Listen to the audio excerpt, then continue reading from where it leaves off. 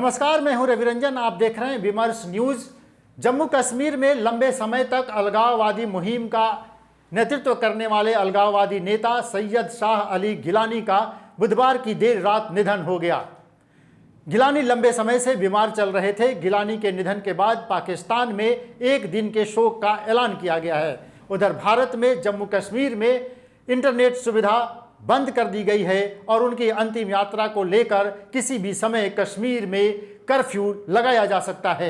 जम्मू कश्मीर के अलगाववादी नेता और पाकिस्तान समर्थक सैयद अली शाह गिलानी का निधन हो गया है।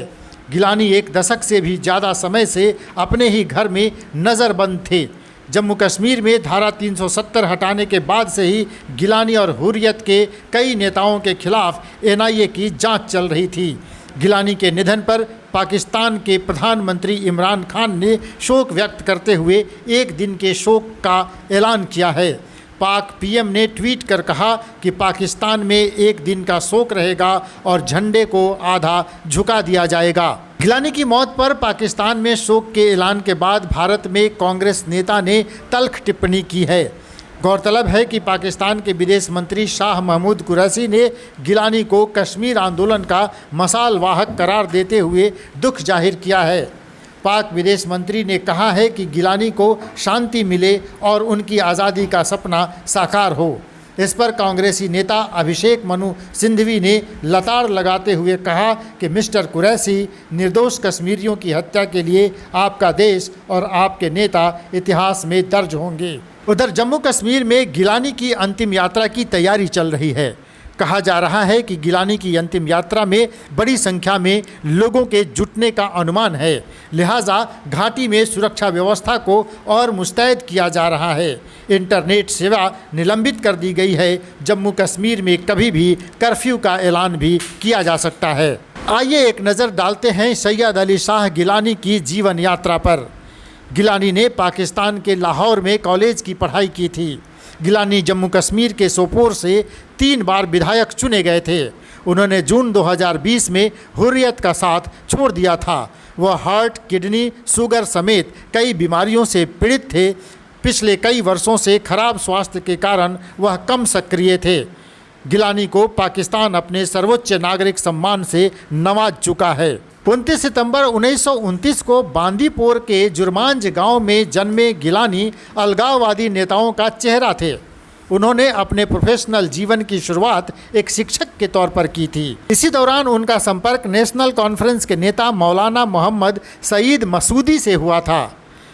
यहाँ से उनका झुकाव राजनीति की ओर हुआ, लेकिन जल्दी ही वो जमात इस्लामी से जुड़ गए। यह संगठन नेशनल कॉन्फ्रेंस का समर्थक था और कश्मीर को विभाजन का अपूर्ण कार्य मानता था। गिलानी ने 1972 में सक्रिय राजनीतिक जीवन की शुरुआत की और इसी साल उन्होंने पहली बार चुनाव लड़ा। वो 3 बार जम्मू कश्मीर के सोपोर से विधायक रहे। गिलानी कश्मीर मामले का सशस्त्र हल खोजने के पक्षधर थे। 1993 में उन्होंने 7 लोगों के साथ मिलकर हुर्रियत कॉन्फ्रेंस का गठन किया, जो कश्मीर के मसले को हल करने के लिए आतंकवाद के रास्ते को भी सही मानता था। हालांकि उनकी पार्टी में 2003 में उस समय 2 फाड़ हो गया, जब अमन पसंद हुर्रियत नेताओं ने सशस्त्र तरीके को गलत माना और अलग हो गए। 2004 में गिलानी ने भी जमात इस्लामी से दूरी बना ली और आतंकवाद की खिलाफत करने लगे। उन्होंने तहरीक हुर्रियत नाम से अपनी एक अलग राजनीतिक पार्टी भी बनाई थी। गिलानी ने कई मौक़ों पर यह स्पष्ट किया था कि वो संयुक्त राष्ट्र द्वारा तय तरीकों के जरिए कश्मीर मामले का हल खोजने के पक्षधर हैं। कई ऐसे अवसर भी आए जब उन्होंने इस मामले पर दिल्ली का साथ भी दिया। एक समय ऐसा भी आया जब गिलानी ने कश्मीर मामले पर मुशर्रफ के सुझाव को नकार दिया था। गिलानी की मौत के बाद भारत में उपजे हालात पर हमारी नज़र है। उनकी अंतिम यात्रा को लेकर जो अफरा तफरी का माहौल है, उससे जुड़ी हर खबर हम आप तक पहुंचाते रहेंगे। देखते रहिए विमर्श न्यूज़ लाइव।